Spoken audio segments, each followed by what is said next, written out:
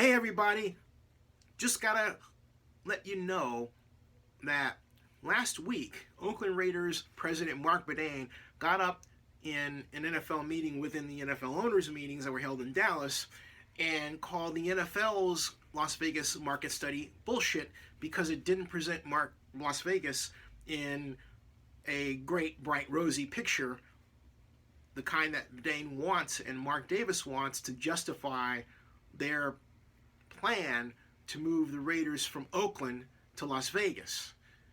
The simple fact of the matter is that Las Vegas, as I revealed to you in a blog report I wrote yesterday at the Oakland Post, cannot support an NFL team.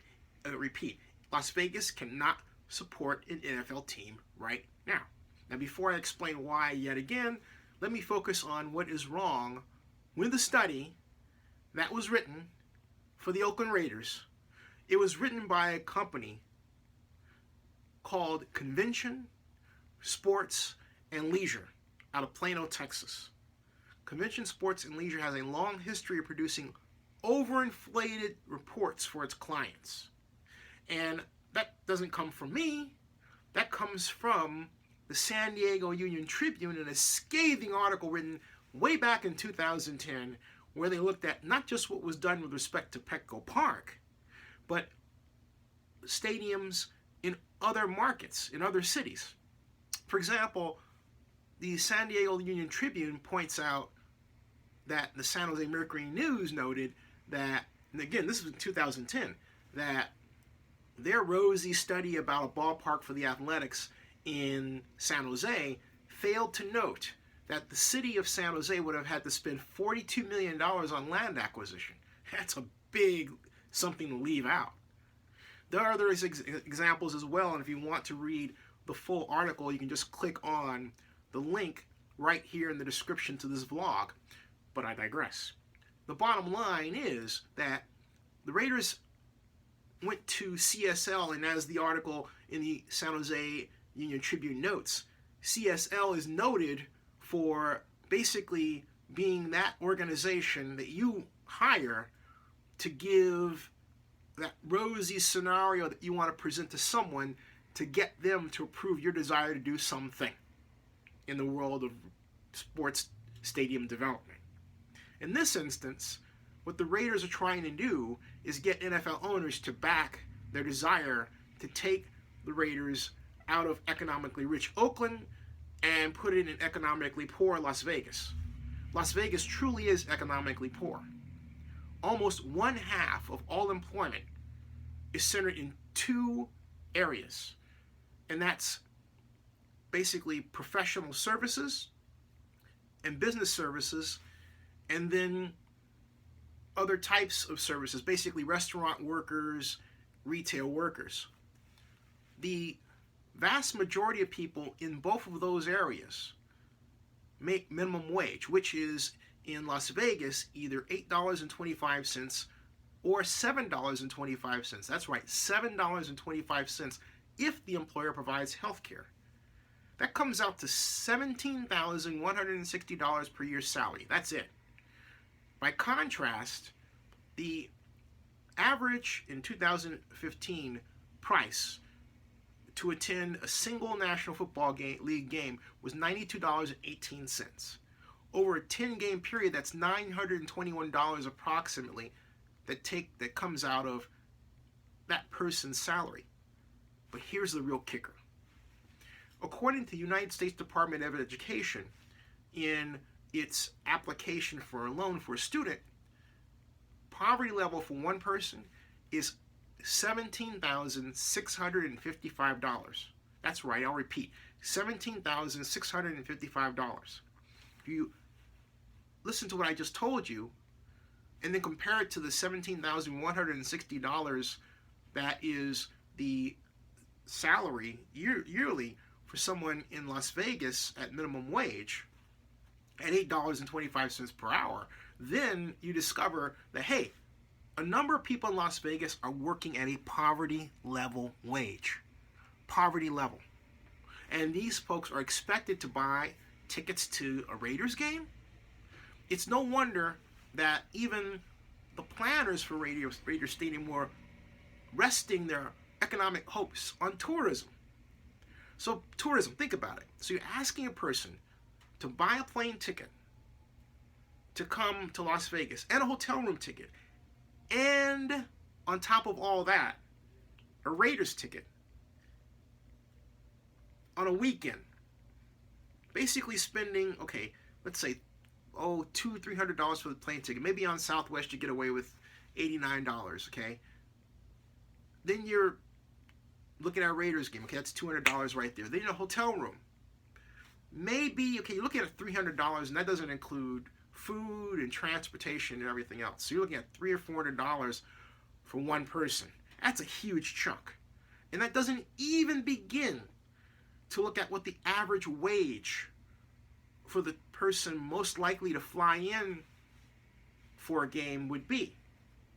That's crazy. And they actually expect that model to work. And there's no precedent for it ever. That model has far more negatives than any positives they could come up with. And the positives that they come up with aren't even there simply because of a conventional stadium design. The Raiders all the way around have screwed this up completely. Just right out the gate screwed it up. Now, you would say, okay, what's my background?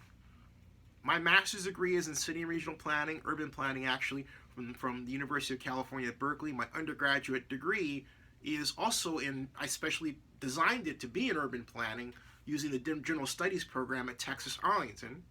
And my first job out of grad school was with the Oakland Redevelopment Agency. And if you live in Oakland or the Bay Area and you're watching this, that Emeryville Home Depot or Best Buy that you walked into is there because of a memo that I wrote for the Oakland Redevelopment Agency to convince the East Bay Municipal Utility District not to put a wet weather storage facility on that crescent of land where there's 880, I-580, and then of course the Bay Bridge Tollway. And that right there is where to be the Home Depot and Best Buy and hotel in Emeryville. That's also, or at least it was until the redevelopment agency program was killed by California Governor Jerry Brown, it was an Oakland Redevelopment Agency land. It was kind of a unique crossover, but I digress again. Then I built a computer model called the Area Redevelopment Economic Model that could be used to evaluate any California-based redevelopment project. And then in 2003, I launched sports business simulations around a game I call the Oakland Baseball Sim World. And originally called the Oakland Athletics Micro World, but we made a deal with the A's. That's another long story.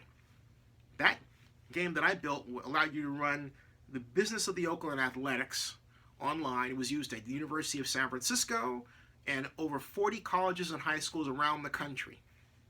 So I come from a background where I can look at what CSL does like that, and I have, and I can tell you that what CSL specializes in isn't building a computer model to, say, mathematically fit a stadium in an economic environment. No, they don't do anything like that at all. In fact, they don't have the expertise to do that.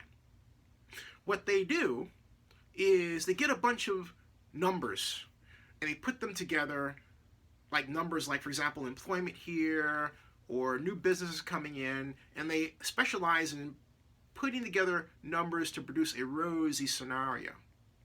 But because of their practice, they and the Raiders cannot tell you what season ticket purchase absorption rates on a monthly basis would be in the Las Vegas area, because that's not what CSL does.